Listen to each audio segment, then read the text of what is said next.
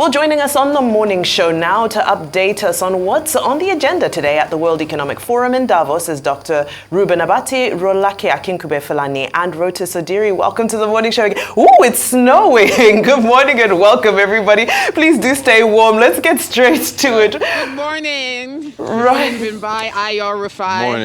Morning, guys. Listen, you guys. Yes, we're definitely missing you. Now let's get straight into it so we can maximize on our time. Rotus, today is Friday, which means the Global Business Report at 11 a.m. will be focusing on technology. What are your tech highlights from Davos this week? Yeah, the tech highlights were really cool. It's so cold, I think I'm going to go inside once I give my answer. I'm serious. Yeah, so very quickly, my brain is frozen. Let me see what happened. Okay, yes, Sam Altman. He was on a panel and he talked about artificial intelligence, and he was asked about trust with AI.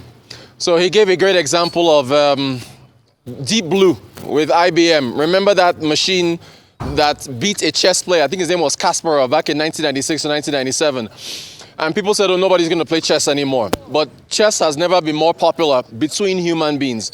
So he just made the point that AI is going to improve our productivity, but human interaction is still going to remain. Moving on from that, there were some reports that were released this week, really cool technology reports. One of them was on quantum computing and the financial sector. They basically said, that's the World Economic Forum, that quantum computing is going to push investment into finance to about, I think it said 19 billion by 2030, and then maybe even 300 billion or more by the 2030s. Oh, sorry, by the 2040s or beyond. But at the same time, the vast economic improvements that we're going to get from quantum computing also expose the financial sector to risk of cybersecurity, advanced cybersecurity risk. And then another report, I've got 3 or 4 of them, from the AIGA, the Artificial Intelligence Governance Alliance from the World Economic Forum, was on generative AI, one, unlocking its value, and also about governance. Basically, the World Economic Forum has been focused exclusively on how we can properly regulate artificial intelligence and technology to make humanity much better. Right. Thank you so much for that, Rotus. You can run inside if you want now. Just kidding. All right. Rolake, Rolake, you attended the World Trade Organization session, featuring Director General Ngozi Okonjo-Iweala, and there were lots and lots to be said as regards, international trade and the insights around that. What are your highlights for the week? Thank you so much, Rufai. Yes, I did. It was a very interesting session because it was titled No Recovery Without Trade and Investment. The big figures to take away from that session were that last year, global trade was 0.8%. Extremely low, one of the lowest in recent memory. And that was due to so many factors: geopolitical crisis, supply chain disruptions. But Dr. Okonjo-Iweala was more bullish about this year. The WTO is forecasting global trade at 3.3%. So that's a significant increase from last year. But what is quickly apparent is that you need trade to boost economic growth. Right now, global debt is about 300% of global GDP. And the only way, according to the discussants yesterday, we're going to get out of that quagmire is if we facilitate trade.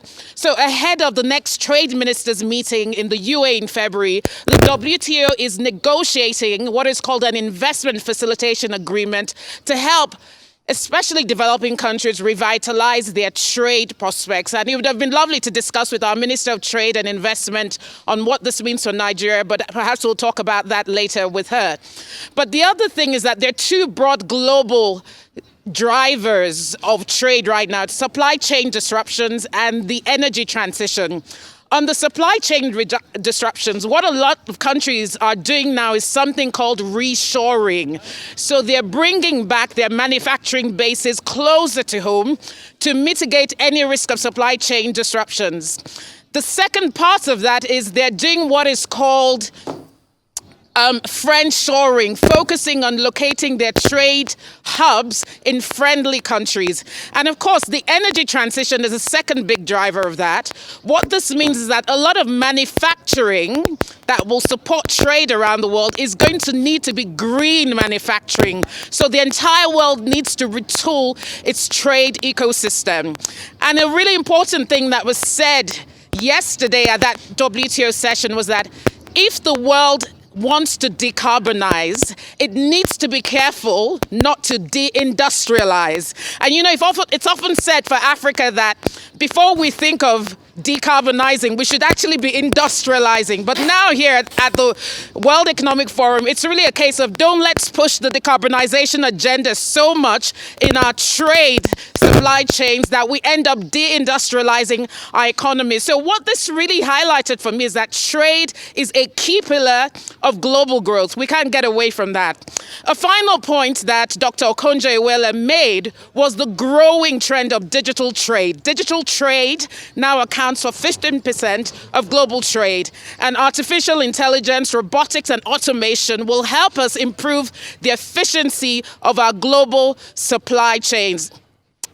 Final two things I wanted to mention in conversations yesterday. I spoke with the head of energy transition of the World Economic Forum, and a big lesson, I think, for Africa is that despite the Russia crisis, the EU managed to improve its energy self-sufficiency through regional integration. It reduced its reliance on Russian gas.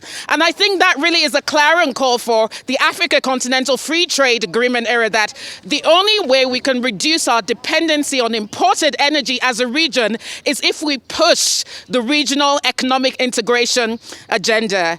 Ajay Banga also spoke yesterday on climate. He said the World Bank is going to supply and invest in renewable energy to power 200 million Africans. Kristalina Georgieva also spoke yesterday on climate. The big thing she said is that globally there's 1.3 trillion of direct fossil fuel subsidies that economies have to pull away and reinvest in cleaner forms of energy. Of course, in Nigeria, we've pulled out subsidies, but we also need to refocus the savings that we make on those subsidy removals on more cleaner and sustainable forms of energy. So all in all, it was a great day of discussions and engagement. I also had the opportunity to speak to Hannatu Musawa, the Minister for Culture, Arts and Creative Economy of Nigeria. And the key takeaway there is that she's looking at a contribution from the creative economy of 100 billion to Nigeria's GDP by 2030. Well, you're probably asking, big figure, Rolake, how are we going to achieve that? Well, she said we should look at over the next 2 months for the launch of Destination 2030 from her ministry.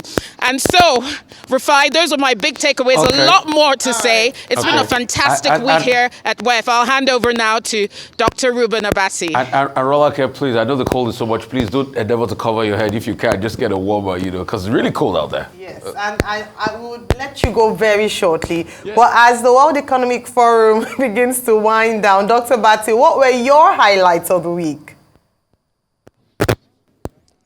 Okay, the conference comes to an end today, Friday. By 12 o'clock today, there will be closing remarks, and there will be a summary in terms of the way forward for the rest of humanity. Indeed, 2,800 delegates, some of them are already leaving the city of Davos. What are the highlights for me? Well, the thing speaks for itself. The weather. -2 degrees today. We're snowed out. It's bitterly cold out here, and it's been like that all week. Wow. But interestingly, one of the issues that have been discussed at this conference has been the extreme weather and the misinformation, disinformation about climate change, climate adaptation, and the sustainability of our planet. And that featured in many of the sessions. The question simply, how do we sustain the planet? Particularly with regard to fossil fuel production and the threat of that. And that came out strongly in the presentation by the UN Secretary General, who was asking for greater sincerity. So, of course, from what you can see, we can't run away from, the weather and how to sustain the future, whether we're talking about forests or water resources. Another major highlight, of course, would be the geopolitical background to this conference this year. And as I had pointed out earlier on, this conference provided Ukraine, the president of Ukraine, to put Ukraine and its plight back on the global map. And President Zelensky was able to get commitments, not just from political leaders, the Americans who were here, notably Jake Sullivan, the National Security Advisor, and also Anthony Blinken, Secretary of State, and also Ursula von der Leyen, the European Commission President, but also from private sector players like Jamie Dimon, promising commitment, continued commitment to Ukraine. Now, also, the Israel-Hamas issue featured prominently at this event with contributions by leaders from Iran, from Jordan, from Qatar. But the more instructive part for me was the presentation by Isaac Herzog, the president of Israel, who was saying that, in fact, there is no way anybody can build trust between Israel and the Palestinians, and that no Israeli is interested in peace at this moment. I thought that was a very strong comment with regard to one of the major themes of this conference. And he was making a case for hostages to be freed. He was making a case that, in fact, the war in the Middle East is not between Israel and Hamas, but between the world and an empire of evil that is backed by Iran. And in that regard, he was saying that normalization of relations between Israel and Saudi Arabia will be, the path to peace. But would that happen, considering the fact that Saudi Arabia has not given any commitment in terms of normalization of relations with Israel, insisting that the Gaza problem has to be resolved. And then, of course, the commitment to peace is about what we really then do with Gaza after, the conflict with Israel. Beyond the global political issues, there were also regional concerns. And in this regard, you had African leaders here, and I think it's instructive that Africa was at the table at this conference, pushing issues about trade, African Continental Free Trade Agreement, with contributions by Nigerian Vice President Kashim Shettima, the President of Ghana, Akufo-Addo, and Paul Kagame of Kigali. And the African countries, of course, were also looking for investment. Emmanuel Macron, speaking about Europe, is talking about, Europe becoming more assertive. Ursula von der Leyen talking about greater prosperity and focusing on the future of Europe. Javier Milei talking about Argentina and need for free enterprise capitalism. And the Saudi Arabians also focusing on debt and, issues in terms of investment. The other issue politically is who was here and who is not here. Russia is not here. The Russians have boycotted the conference. Well, they say they have no faith in the Davos conference. Well, we will also recall that over 2,000 Russian leaders have been blacklisted by European countries. Turkey is also not here. They refuse to show up because they think there are pro-Israeli sentiments dominating this conference. But the absence of these two major countries has not diminished from the importance of the conversations that we've been listening to in the course of the week. The diversity, the representation. Another thing that stands out for me, is the psychology of cities, the importance of Davos. Every year, everyone comes to Davos. They are looking for accommodation, they are looking for space, and the people have been very hospitable despite the very harsh weather. The events have been very successful. Finally, is the presence of Nigeria. We've been talking about the Nigerian delegation, but I've also observed that at least two states are here.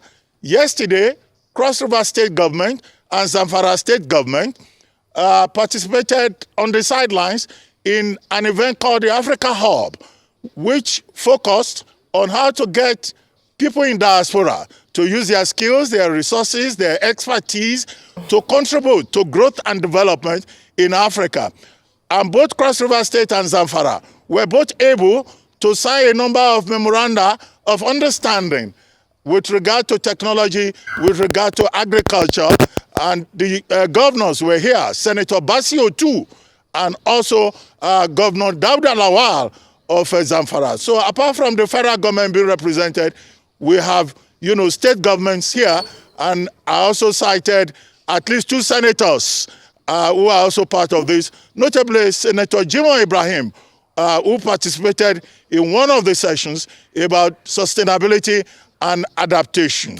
Dr. We Abati. look forward to coming back home, living this very bitter, harsh winter.